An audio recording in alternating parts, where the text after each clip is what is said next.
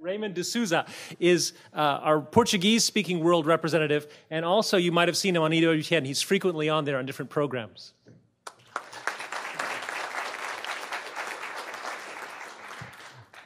Thank you very much. Good morning to all of you. I am Brazilian by birth, Catholic by grace, and Australian by choice. I moved to the United States about 4 years ago with my wife, Teresa, who is American, born on the 4th of July, couldn't be more American than that. And we have been blessed with 8 children, our little contribution to counteract the population controllers. Now, we live in Pennsylvania. I've been working with HLI for only 1.5 years. And by the way, I do have a birth certificate. Okay? I also work part-time promoting Catholic apologetics through EWTN and other means.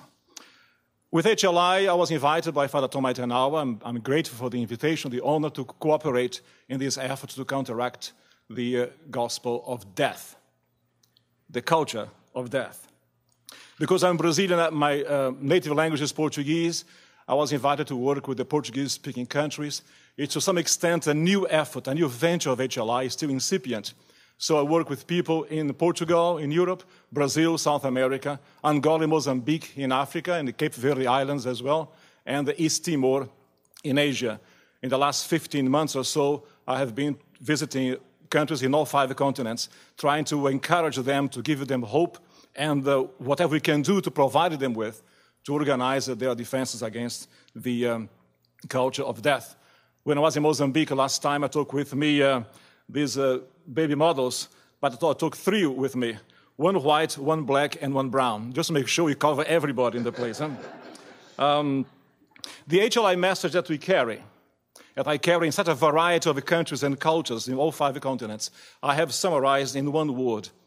We are fighting the de-Christianization of the Western world. This is not a new word. Pius XI used it twice in 1937 in 2 papal encyclicals. And Pope Benedict used it again when he addressed the bishops of Germany in the World Youth Day in 2005, when he referred to how the Western culture is being de-Christianized.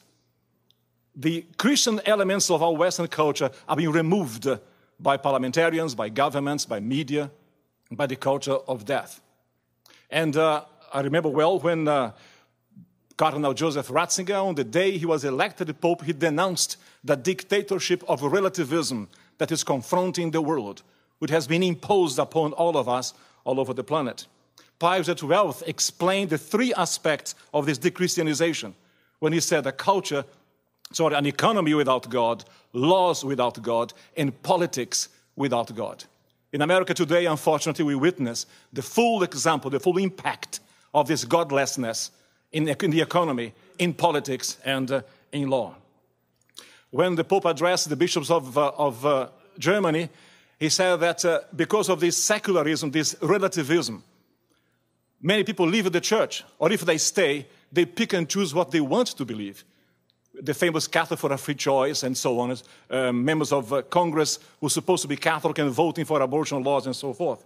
And Pope John Paul called these people cafeteria Catholics. Do you want to take the tray, and pick and choose what they like? I recall when Pope Benedict was elected, there was an email circulating in Australia, and I was living there at the time, with that famous picture of him with the arms open like this, and below it was written, "Attention, cafeteria Catholics, the cafeteria is closed."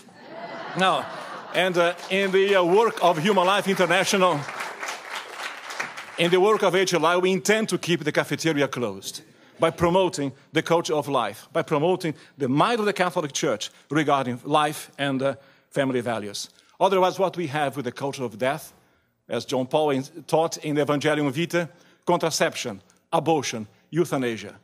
All these 3 elements spell death, not life. If you add to this embryonic research and same-sex marriage, what we have there, death and more death. Johannes mentioned how Europe is dying. The demographic winter has fallen upon Europe. I was in London some years ago giving a talk, and one person told me this little story. Islamic mullah talking to an Anglican priest, and he said, "Do you know," to the Anglican priest, "by the end of this century, all the great English cathedrals will be mosques. Do you know why? Because we have children and you don't." When I was working in France 3 years ago, I heard this motto from the Islamics of France. Par les ventres de nos femmes, nous allons conquérir l'Europe. By the wombs of our women, we shall conquer Europe. And in the West today, we de-Christianize. We remove the culture of life.